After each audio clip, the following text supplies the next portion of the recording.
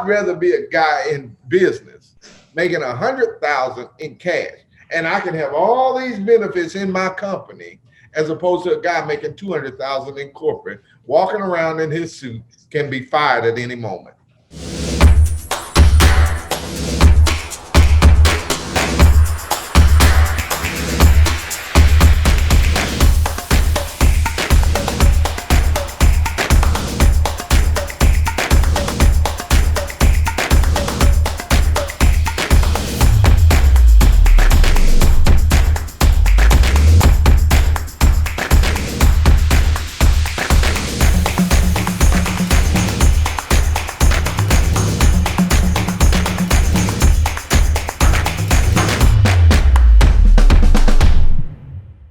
The majority of people don't know business.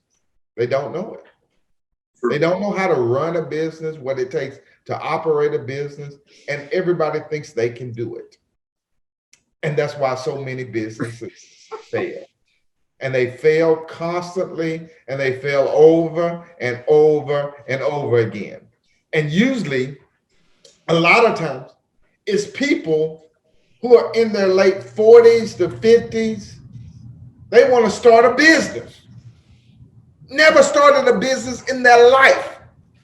Never ran a business in their life. And they want to start a business. They'll take their retirement to start a business. Wait a minute.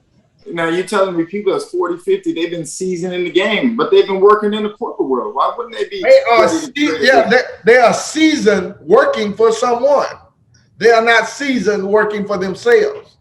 And they think, because I've been working for someone and I saw how they did it when I was in corporate, and I saw how they did it. That's what boy, you don't even know. They don't have a clue. Then you got to work by yourself in business to start a business, and they have no clue, because they think that, hey, you just simply start a business, you go out here, you get a name. They don't even know how to get a name. See, they 50 years old, don't even know how to go get an assumed name. Don't know even how to start a business. Don't even know the different types of business you need. They have no clue. But yet they're thinking they know because they worked in corporate. I worked in corporate. I was a sales executive. I was a the CFO. I don't care what you were. In business, they had the business set up. You were just following some procedures. And they'll think, hey, I was doing something. You weren't doing nothing. You were following a little procedure that they gave you, and you followed it every day. You showed up. You think they'll think they were running something. If they were not running anything, let me tell you, because if they didn't show up for work, if they didn't call in, ask me, would they be the CFO? No. They better call somebody, because they got a boss. They have not worked for themselves. They think they work for themselves. They have not. They think they know a lot, but they don't. They'll try to give you this illusion that I made a lot of money. I made $250,000. They were paying me $500,000. That's it. That's what they paid you. Listen. What's more impressive? A guy that generates $500,000 for other people, or you who gets $500,000 working for this company? You see, which one does more for people? Which one does more for society? You know, you say, well, he may only make 150,000, but see, he can scale his business. If you are able to make $500,000, you can scale your business. You understand business a little bit better than the guy making $500,000 at maybe McDonald's. Let me chime in here real quick, because I mean, you're going off. I got you. I hear what you're saying. So we're going off on the tangent. I like it. But that goes into the other piece I wanted to talk about. Is it better to own a company, or to be in the corporate world, or to work for somebody?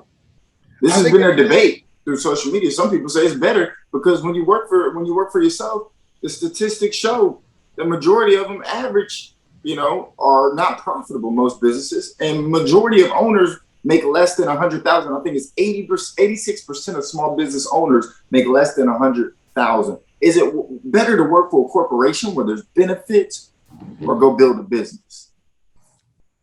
Well, if you ask me, I would say it's better to do the business. And here's why.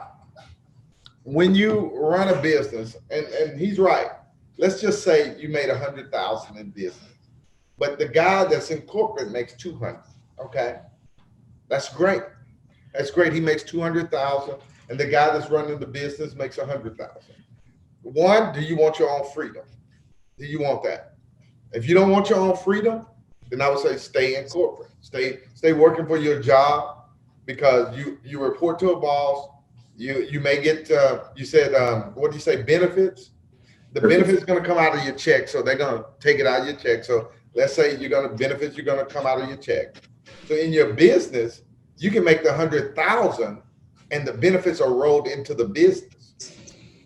So now your salaries, 200 over here, 100,000 plus benefits that's rolled into the business, 200,000, and you're subtracting all those benefits that you're now putting into a company. So in actuality, they say the guy makes only 100,000. No. He makes 100,000 just cash, salary, with nothing taken out but the taxes from the government. See, you're rolling in your benefits into your company. You're rolling in anything you take out and putting your 401k into the company. Stock options. Yeah, stock up. You rolling all that into the company, and it's not coming out of your $100,000 salary. So when they say 80 or 100% or 80-some% of people make this $100,000 or less, they're doing that for tax purposes. It's a big difference. So you don't want to show that you're making a lot of cash, because you want to pay less in taxes to the government. So then you shift your money over to the business. The business takes care of all these things that you would normally pay for in corporate, which is your insurance, your life insurance. You can put in extra things for yourself, like a mortgage insurance that covers your mortgage, that's paid through the business if anything happens personally to you. See, you can put in things like that you can't put in corporate, that you can actually cover yourself. You can put your burial policy under your company, and that covers you in case you die. You can't do that at the company you at. It just doesn't work that way. So you can put in a cancer, all these different things that you would have to pay for in corporate, which brings your salary down. So now you're saying, well, is it a good thing? Well, okay, let me continue. Because when you're in business for yourself, there's what's called seller discretion, a discretionary fund that you could have in your business that would be at the seller or the owner's discretion. I said seller, owner's discretion. So basically, you can have this business, and it could make another 100,000 in cash that is left to the owner's discretion, meaning that the owner could buy a car under the business name. He could buy a car, a truck, a house, all under the business name, and the owner live in it, and it doesn't cost him any more money. The business is paying for it. And so they'll say, well, you don't make enough cash. No. My benefits way outweigh anything you do over here with your 200. I'd rather be a guy in business making 100,000 in cash, and I can have all these benefits in my company, as opposed to a guy making 200,000 in corporate, walking around in his suit, can be fired at any moment, thinking he's hot shot, thinking he's all that. But he can be fired the next day if he don't call in, if he don't show up. I don't care if he's making 250,000. Listen, at that salary, they will release your booty in a minute and send you walking and packing, and you'll be up there wondering, and then you're going, I can't find another job. That's your salary, see? Because now put this into context, because a lot of people are hearing, maybe first-time listeners. You're speaking from experience, of course. So can you give people a little bit of that context? Yes, I'm speaking from experience. So I'm telling you how this thing really works. I mean, I'm telling you exactly because I've been on both sides of the ledger. So I've been in corporate and to the point where, hey, I understand how these salaries work. I understand what you make. I understand how they take stuff out of your check. So I see that. So, and I've been on the side of business where I go, hey, in business, here's how it also works. So, and it being on both sides of the ledger, I'm telling you, if you fall on the side of business, it's way, way better because you have your own flexibility, you make your own hours, you do your own thing. And it's up to you as far as how far the business go, how fast the business move, how slow it move. It's all on you. And some people can't take that. Some people don't like that. That's a lot of pressure. All the people that work for you are a part of your entity. They're dependent upon you, so you can bring it, rise it, or make it fall. So, and so a lot of people are not attuned to that, and they don't like that, and that's okay. It's nothing wrong with that. Hey, if you want to work with somebody, it is. Listen, it is absolutely nothing wrong with that, and it doesn't matter what your job is. You can have any job you want, and that's fine. Doesn't matter. Your job does not make you, does not define you, doesn't say you're this or that. But what I'm saying is just be the best at whatever you decide to do. So if you say, hey, I can't work for myself, I'm not good at that type of thing. That's okay. Nothing wrong with that. Well, you know what? Be the best employee. Be the best guy working for somebody. That's who you do. Be the best you can be. And if you decide, hey, I want to give this business thing a try, I would say start it younger, not older. Because people typically start older, they fail and they can't rebound from it. So if you're younger and you start a business, you'll go through a lot of these pitfalls and struggles. And when you get older and you start the business, you still got to go through the pitfalls and struggles. You think you're going to be immune because you're older. No, you're not going to be immune. You just haven't been through what the 28-year-old's been through. Somebody started in their 20s and they started a business. They may have went through all of these things, and they may be the best mentor for a 50-year-old because the 50-year-old has never done business. And he's going, well, I don't want to talk to this guy, 28, he's not seasoned. Oh, no, he's seasoned. He's been through business. He's seasoned. He knows these different things. He's been through them, whereas you never done it. You may be 50 and never done it. If you've never done it, you have no clue. You think you do. You think you got the concepts down. You think you know them, but you don't really. You really don't. And that's what happened. I was telling you. And I find a lot of people, when they get older, what happens is they work for companies. The companies lay them off. Then when they lay them off, they're going, where am I going to work? What am I going? Nobody's hiring a 50-year-old. They're just not hiring them. You're out the door. No, they're not hiring them. They're not hiring them for a high-paying position. It is very rare. I'm telling you what the real deal is. So it's going to be rare. And so when you get in your late 40s, 50s, guess what? Companies look to push you out. And when they do, your opportunities are smaller. So then where are you going to work? Okay, you may have to go work maybe an odd job or something. Maybe something you're not accustomed to or used to. Maybe you find yourself going to a company where everybody's 20 years younger than you and they're the boss because they're up and coming now. And then you find yourself in that position. What do? So then most guys going, well, I can't do that because of the salary that they want to pay. They want to pay you 1/3 or even 1/4 of what you may have normally been getting. Now, what do? You're going to see what happens is you're full of pride now because you have been making these big salaries. You're 50 years old. You're prideful now. You're going, I'm not. See, you're prideful. And so you're not ready to go down and start at a lower level now because you're going, I'm used to doing X, Y, Z. So then what most guys and women do, so well, you know what? I'm starting my own thing. That's usually what happens. I'm gonna do something myself. They don't have the expertise to do it. They don't have the knowledge. They don't have the know-how because they've never done it. And they think somehow I'm gonna start it and I'm gonna immediately be successful. Not saying you won't. I'm saying that's the exception, not the rule. What Chris say? Follow the rule. The rule is you're going to be something, 50-something, trying to start, you're going to fail. That's the rule. The majority of them fail. And then they end up depressed. And it's just a cycle that typically happens. They end up depressed. They end up stretching and looking and trying to find, using their resources that they have left, because they never learn how to generate money. They never learn how to really do it. All they know is work a job. That's really all they know. And so then they're trying to do investments, other things. And in the meantime, they're going to be losing money. And then they're going to start to panic a little bit. That's just the way it works. It's interesting that you stated, because that's a wealth of experience. All those years, you've seen it from the early 20s to the back end now to 50, 60s, because you're an old man now. You're a dinosaur. So you see, I mean, obviously you get to see stories of people and what happens later in life. And obviously I haven't seen that back end piece, but I definitely do see the front end piece of people creating successful businesses.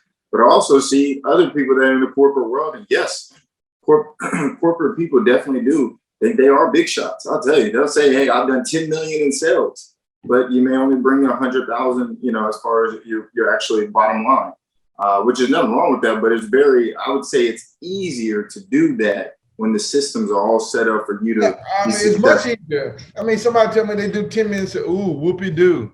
They give you the clients, they tell you where to go, they pay for your plane ticket, they pay for your hotel. I mean, they pay for your food. And they give them everything, and then they just walk in there and just tell them about our company. It's not even your company, dude. I get lucky to do that. Yeah, I get lucky to do 10 million in sales.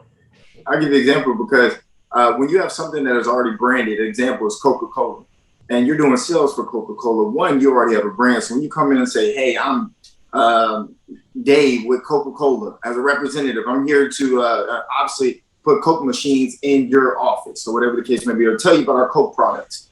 Coca-Cola already has a name on its own. You're just a fill-in. You know what I'm saying? I can replace you so quick because you're part of this overall huge system. So when you come in and you're trying to sell something that has a brand, it's a lot easier versus coming in here and you're like, hey, I'm Dave with this no-name soda brand, right? That nobody's ever heard of. Well, now you got to sell to them on why this soda brand is so different from Coca-Cola products. And they also have majority of the share within the soda industry, right? And that soda guy has to be the owner who's out there selling it. He don't have a sales group. When you starting your own brand, you don't have this sales entity. You just got you. I got my product. It's just me. I'm out here selling. Yeah, you got to be the one that's boots on the ground. Yeah, when you create it, you're the one that's boots on the ground, which is why you know the company so well. But I would say that when the business starts booming, that it's your own business, you start to notice the benefits. And just to name a few, right? The tax savings you talked about, there's so many tax havens, right, that you can do with creating a business. And those savings are huge. Like you said, you show, yes, you may have made $150,000 in profit, but because of the write-offs, it looks like you only made $75,000, $80,000 in profit. That's a huge margin. If you want to go further, maybe it's the way that you set up your business, right? An S corp. That's one way you can save a lot of money on taxes. An LLC. There's just so many other ways that you can create the business. You also have the ability to move at your own pace. Tim, I believe that you left corporate world at 40 years old, and you haven't went back since. So it's been about 15 years. So from what I know, you get to sleep in, get to relax, get to chill. We don't even know where you're at right now. Just chill. You know what I mean? I will. So he moves at it, but you get the point is you get to move at your own pace. And then there's always unlimited, untapped potential. Because you gave a great example of a guy that's making $100,000 on his own business. There's another guy making $200,000. But you got to understand, the guy that's making $200,000 in that corporation, he's tapped out more than likely. Once you get past $100,000, and if you get up to $200,000 in a company, you are probably going to get tapped out sooner than later, or they're going to get you out. It's because the time you get to 200,000, I promise you, in the corporation, you're probably about 50 years old by the time most people get to 200,000. And guess what? It's time for you to go, because we can go find some 30-year-olds that can do it for 150, and we break it apart. We only spend 150 versus your 200. We save money. We can break the positions in two. Now, if we got somebody that owns a company, yes, he started at 100K, but it's unlimited, untapped potential. That 100K could go to 400K overnight or in 10 years. And he's still saving money on taxes, still moves at his own pace, still has a business set up as he wants, and he can create his own brand. Yep. That's the big thing. He can leave a legacy. Can you leave a legacy at a 9 to 5? No, because the moment you die, they already got your job posting up on Indeed the next day. That's how corporations work. It's dirty. Now they work. Real dirty. That's right. And so a guy telling me I'm doing all this in sales, that ain't impressive to me. Doesn't matter. Doesn't matter diddly squat. You just doing. You can do what a trained monkey can do. I can get a monkey in a cage. You know, like this, Doing selling tricks. Coca-Cola. I put him in front of that. We ain't sell Coke. That monkey will sell 100 million. I'll be like, Yeah. look at that. I got a trained monkey selling Yeah. $1 million. I mean, it's just simple when you got a product already out there and it's already brand. So, I mean, and you don't have to worry about your flights, somebody booking them for you. You know, I mean, you get all these amenities, and you're going. You're not doing anything. You just falling. You following the course, following par, just And following it the. ain't no fun. It ain't no fun being in that rat race or being a yes man. Ain't no Yeah. fun doing that. Yeah, I Trust mean me. it's cool because he got the gun, he's shooting all the rabbits, it's great. But when the rabbit got the gun, oh, it ain't No no fun. fun. I heard it ain't no fun when the rabbit got the gun. But man, hey, I enjoyed with today, man. We just throwing out some nuggets and insight. We hope it's helpful, and we look forward to seeing you on our next podcast. I don't know what we're talking about, but whatever it is, we're gonna be laying it down like we did this time. So we will. All right, guys. We'll see you on the next one. Again, remember to like, subscribe. We'll see you then.